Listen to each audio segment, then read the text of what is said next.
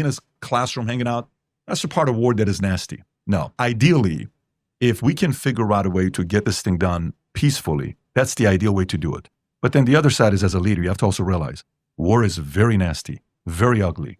You try to avoid it, and you try not to fight. No, you don't. But every once in a while, just like as an individual, you have to defend for your family. Every once in a while, you have to defend what you think is right.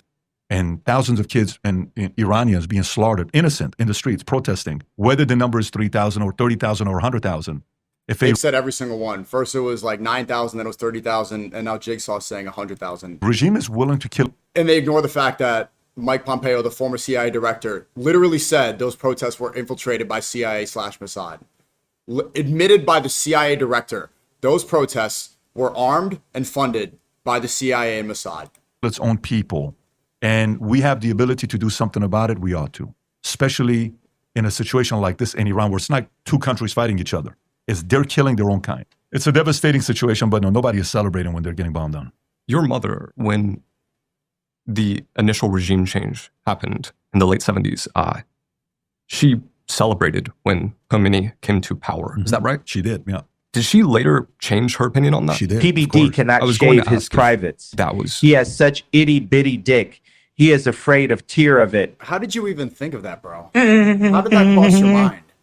You have a sick brain. A conflict between your mom and your dad over a long period of time, but I'm guessing that she changed that opinion. They still have a conflict. Those two cannot be in the same room together. This is the first time since 1989 they live half a mile away from each other. Everybody lives next to each other right now. My mom, my dad, my sister. I brought everybody down here. But no, my mother grew up in a family that they were communists. So their Bible was the Karl Marx Communist Manifesto. They like Lenin, Stalin. They like those guys. They like Trotsky. They like anything to do with communism. My dad's side, they were imperialists. They liked the Shah. They liked Mohammad Reza Shah. If you ever needed a reason to know that communism's evil, look who his family. They liked the father, who was really, some would say he flirted with being a dictator. His father was a very, very strong man. The son, Mohammad Reza Shah Pahlavi, was a little bit more gentle, a little bit more even keel. Not the dad. The dad was tough, feared. So that was the conflict between the two. So my mother, the messaging was, look at communists. Because Khomeini said, if you give me the power, I'm going to give you free rights. I'm going to give you free this. I'm going to give you free that. And that message resonates a lot. And then they came in and none of that happened. So then gradually she's like, wait a minute, what do we do here? And then eventually after that, when my mother feared me turning 12 years old and staying in Iran to be in the military, she said, we got to get out of here. Went to my dad and we escaped, went to Germany. And then we So another draft dodger, just like Trump? Eventually ended up here. To touch back on what you would be doing. So funny that the draft dodgers are the ones that push for the war the most.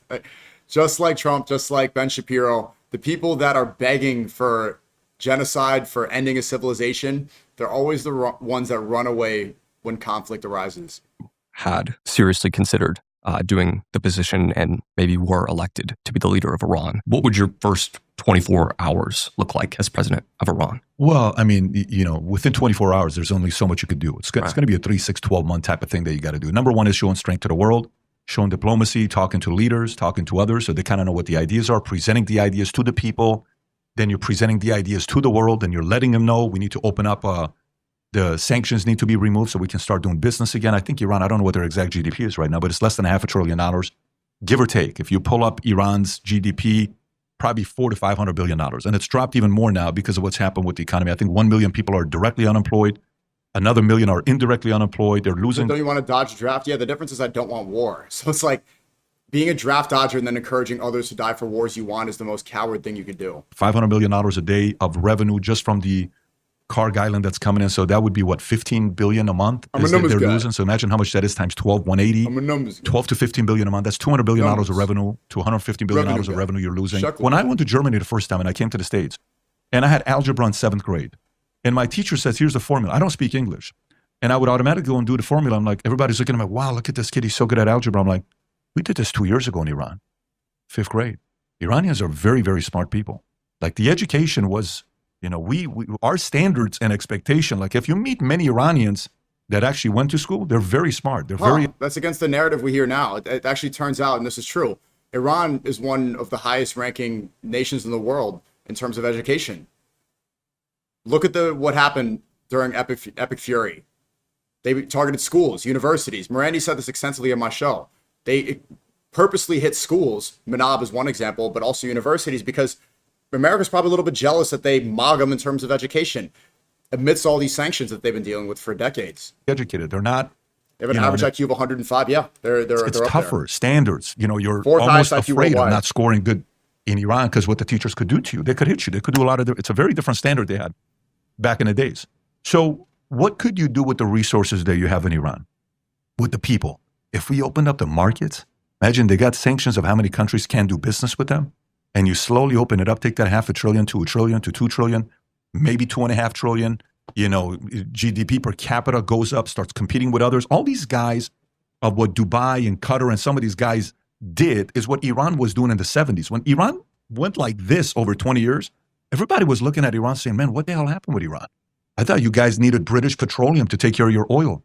I thought you guys needed all these, help from UK to come in and, help you build stuff. We didn't think you guys were smart enough. Like, no. The Shah's like, no, we're taking control. And then we signed that contract in 1954, the 25-year oil consortium contract that was signed with all these different countries. And it was expiring in 1979. And the Shah started talking very confidently when he's talking to BBC or, Michael Wallace or all these guys. Like, wait a minute, they're getting too confident. And then one of the interviews, he said he thinks he's going to be as strong as UK within the next 5 to 10 years. And he had a smirk on his face. And they're like, yeah, we don't want you to have that kind of power yet. And then the revolution happened. Let me give you an idea. So I grow my businesses. And I used to get hate internally from the insurance industry. When I was small, I didn't get a lot of hate. Guys that were bigger than me would say things like, oh, yeah, did he get rich off the pyramid scheme? Doing great, or you're doing this, right? And I'm sure when you had 100,000 subscribers, everybody's like, oh, look at him. He's a nice guy. I don't know what he's doing. I don't know how big he's going to get.